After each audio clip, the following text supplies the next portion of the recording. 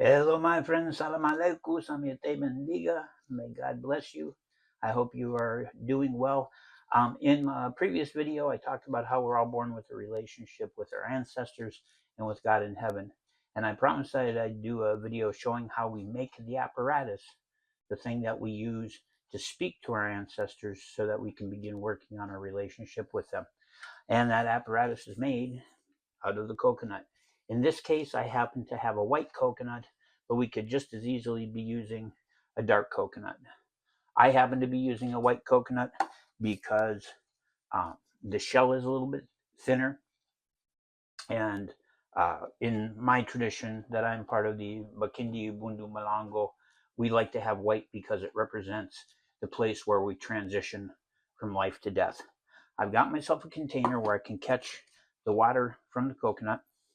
I have a hammer, and I also happen to have my heavy Chinese cleaver.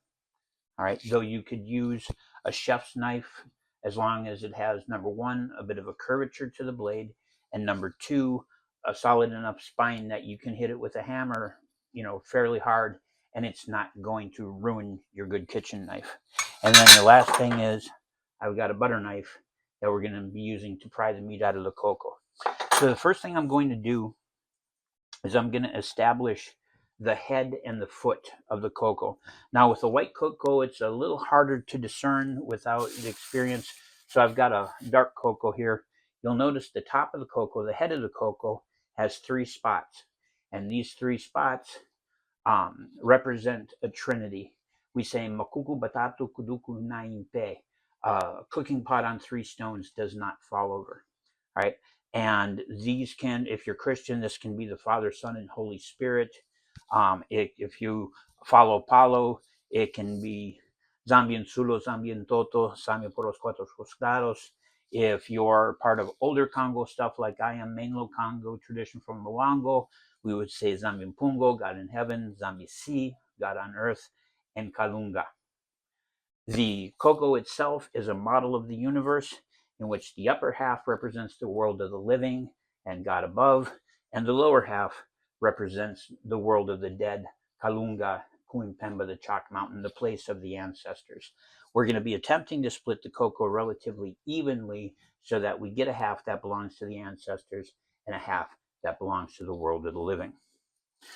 Like I say, in my particular tradition, we use the white cocoa when we can because it gives us a nice light brown shell when we're done with this process. But the first thing I'm going to do is I'm just going to take my hammer, and starting at the head, I'm going to be working down with light hammer blows to help separate the meat from the shell. But the first thing that we're going to do is we're going to address the coconut.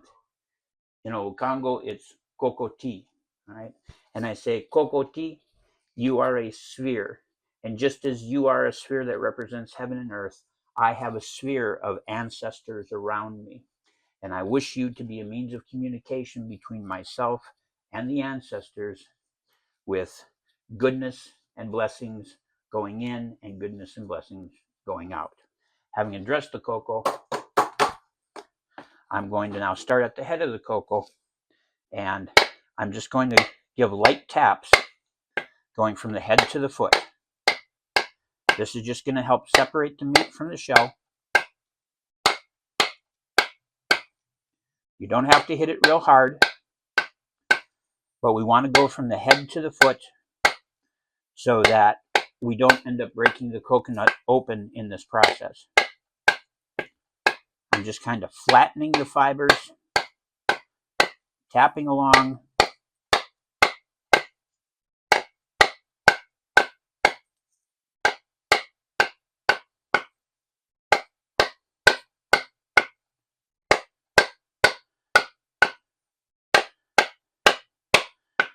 All right, having done so, I'm going to settle the coconut in my hand so that the head is pointing in one direction, right?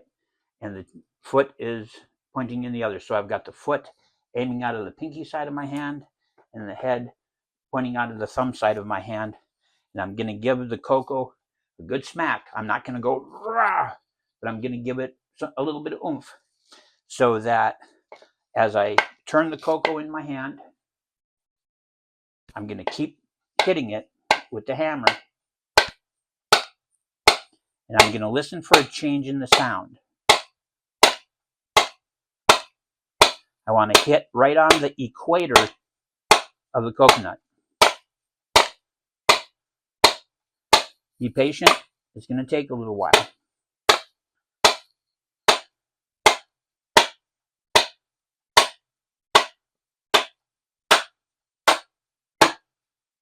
Did you just hear that sound? That was the magic moment. A crack has just appeared in the cocoa. I'm going to keep circling, and the moment's going to come when suddenly the cocoa water is going to flow. Yeah, Bobaba. I'm just going to keep going around with the tap.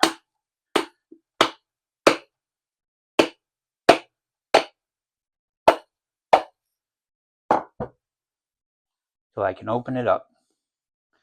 And we're going to have, it should be nice and white inside. If there's any funk, you know, if it smells weird, like really weird and sour, if it has any mold in it, if it's got weird colors, you don't want to use the cocoa, which is why I always buy 2 cocos when I'm going to do this process. Now, we have the upper half of the cocoa with the 3 eyes that belongs to the world of the living, right? And that I'll actually eventually give as an offering to my ancestors. But the lower half of the cocoa with the foot, that's the one that belongs to the world of the ancestors. Now, the cocoa water itself is wonderful to drink. You can use it to do a cleansing. You can use it in cooking. There's lots of things you can do with it. I'm just going to set that aside.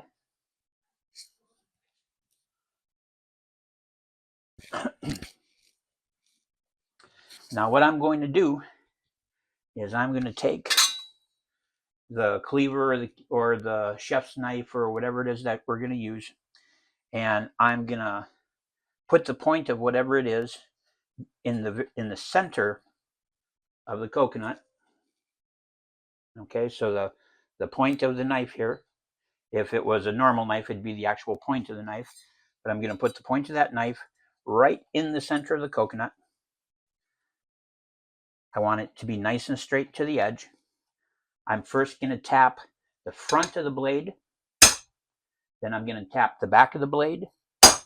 And then I'm going to tap the center of the blade. And what I'm trying to do is develop a small crack at this outer edge.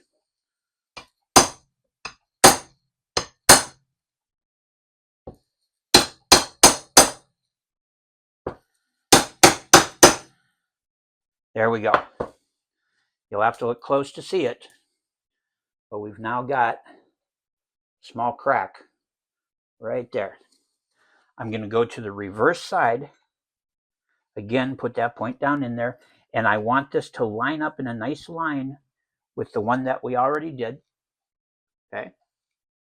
Again, I'm going to tap the front of the blade. I'm going to tap the back of the blade. I'm going to tap the center of the blade. Okay. And again here, I've now got a small crack in the edge. I'm now going to take and get my knife right on top of that crack on both sides.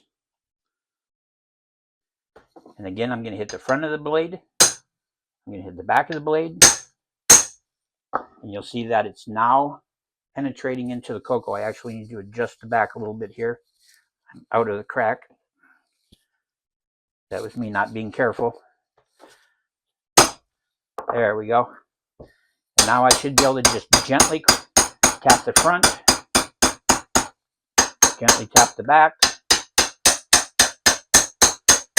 and just keep working my way along. And you'll see I'm working my way through the cocoa. Okay. I'm going to go in the opposite direction. I'm going to do the same thing. Point in the center. I want to divide it nice even force. Point in the center, hit the front, hit the back, line it up on the opposite side, point in the center, hit the front, hit the back,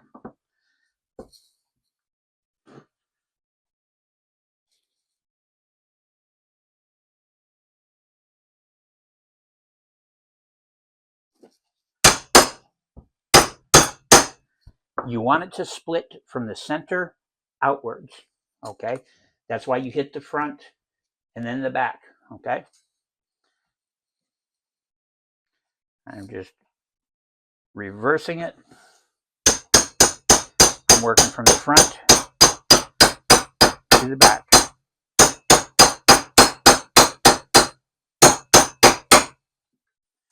Now, what I've got now is half of that cocoa cut nice and clean.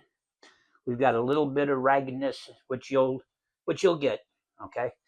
If you've got a real nice chef's knife, you can cut it a lot cleaner. I'm using a cleaver, it's a bit thicker, but I'm just gonna take that where I made my original marks, right? And again, I'm gonna just work across it. I'm not hitting real hard.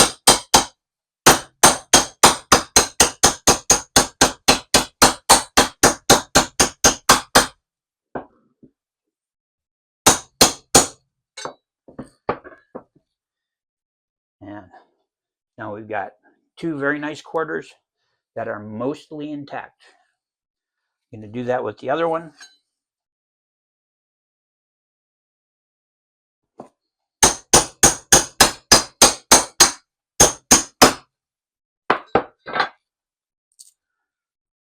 Two quarters that are mostly intact. I'm now going to take the butter knife, go to any one of the points on one of these, and I'm going to work the butter knife under the flesh towards the center. Just work it left and right like this. And then if you turn it a little bit, that coconut meat should pop right out of there in one piece.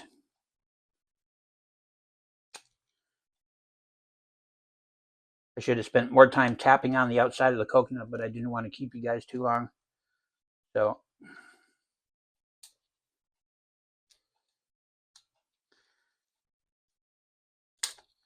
there we go.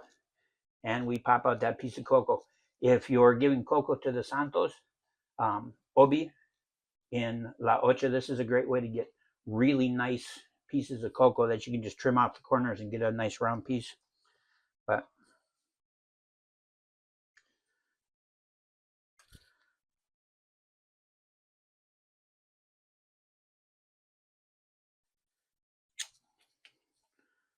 pop that piece of cocoa out.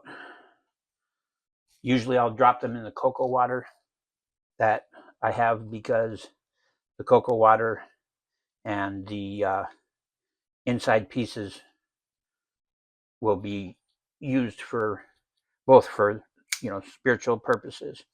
Now, if you start to try to pry that out and it's snapping off pieces of shells, move to a different corner, get on in there and make sure you slide it to the very center before you start prying.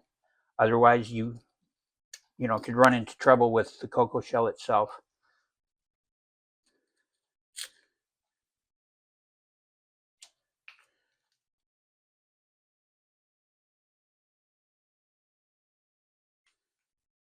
I got one little section where, so this is the difference between where I tapped on the outside with the hammer and where I didn't. You can see that this bottom section here is really in there, right? So that's why we do that. But get this last one cleared here. There we go. Come on off there. And we've got those 4 pieces of cocoa, and we've got our shells. Now, you don't need a whole lot of this, because the bigger the piece is, the more curved it's going to be, and the more it's going to have a bias to fall on one side rather than the other. So instead, we want it, you can see the smaller piece here has less curvature, and that's kind of what we're after.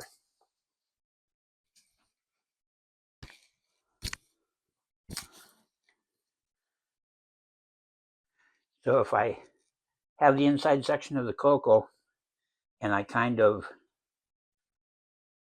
work around, you'll see that that's about the size of the piece that I'm looking for. It's about 2 fingers width, like your pointer finger and your middle finger. And that's usually the measure I'll use. Mark on one side, mark on the other, and then just work out a circle that's about that size.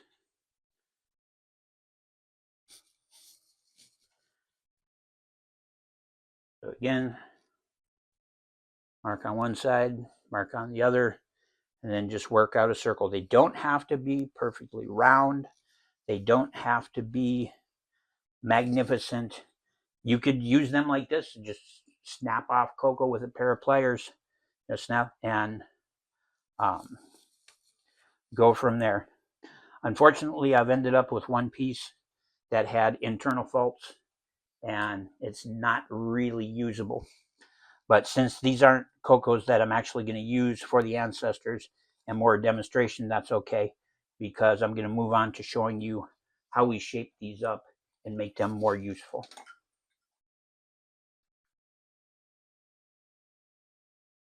All right, so I have the piece here that I've marked my disc on, and I'm going to take my multi-tool. I'm going to just take my needle nose pliers from the multi-tool, and I'm going to start. You can see I'm not going way into the circle. Instead, I'm starting out on the edge, and basically there's no cocoa protruding from the jaw of the plier. And I'm just going to twist until it snaps off a piece of that. And the best thing to do is to try to take off points. Points come off easier than big flats. And I'm just taking a good grip, twisting the pliers, and twisting the cocoa in my hand. If you have a set of like nippers, you can actually use the nippers to take those pieces off.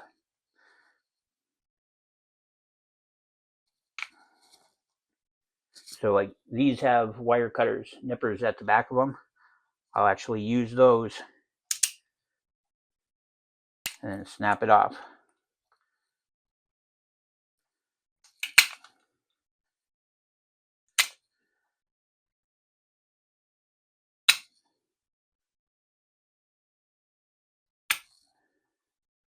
You can see we're most of the way on one side.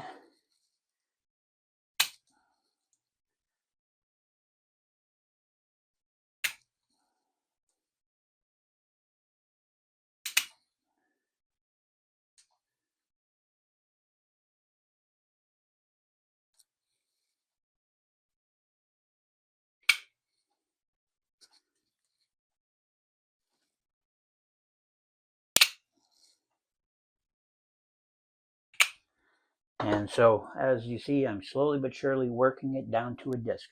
When I get it down where it's roughly a disc, I'm going to take it against some sandpaper, and I'm going to sand those edges to kind of smooth them, make sure they're not poking us and stabbing us, and it kind of helps with that roundness.